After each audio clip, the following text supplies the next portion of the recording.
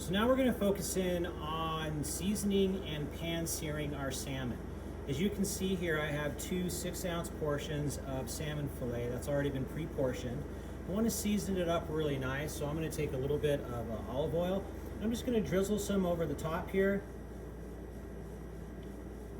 And I'm going to take this glove that I'm using and I'm just going to rub in that olive oil on top of the fillet. Take my glove off. I'm going to season with a little bit of salt.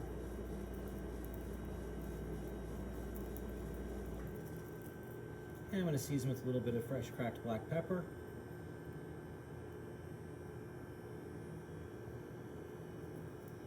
Excellent. And I have a nice hot pan here as well. And so remember, we want to get a nice sear on the salmon. We want to get some nice caramelization going. So I'm going to turn my pan up on high. I'm just going to check to see the temperature of my pan by dropping some water in. It's looking like it's nice and hot. I'm going to turn it down just a little bit. And I'm going to coat the bottom of this pan just a little bit. I want to prevent it from the salmon from sticking on the bottom of the pan. So I want to get a little bit of fat in there and coat that pan. I do have some fat as well on my salmon. And I'm going to turn my heat up now. And I'm going to wait until I see that nice smoking point. I can see that smoking point. So I'm going to come in here with my salmon fillets. And I'm going to be very gentle. I'm going to drop them down in the pan. And I don't want to mess with them right away. I want them to sear so that they get a nice color.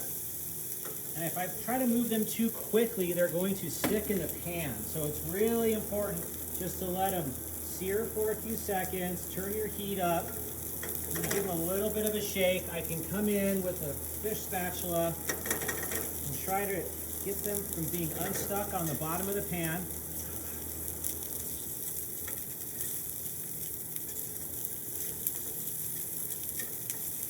This guy's being released there. Give him a quick shake and he's released. Come up underneath this guy here. Give him a quick shake. And he's released. So you want to make sure they're released. You want to get a nice sear on them. Once they're released, kind of let them sit for a minute. I'm going to turn my heat down just a little bit now. And at this stage, we're going to flip. Make sure that I have enough fat on the bottom. I'm going to flip him over on one side, come in underneath this side, and flip him over on that side. Now look at how nice and beautiful I got on the caramelization on top of the salmon. And we're really looking for that nice caramelization. We're going to let these sit here for a second. And again, I'm going to want to let them sear on the bottom side for a few minutes, for about a minute or so, just to kind of start that cooking process. Use my fish spatula to come up underneath it. Then I'm going to turn my heat off. Now this is really, really cool. But what I want to show you is, if you take a potato and cut it on a 45-degree angle and create some surface area,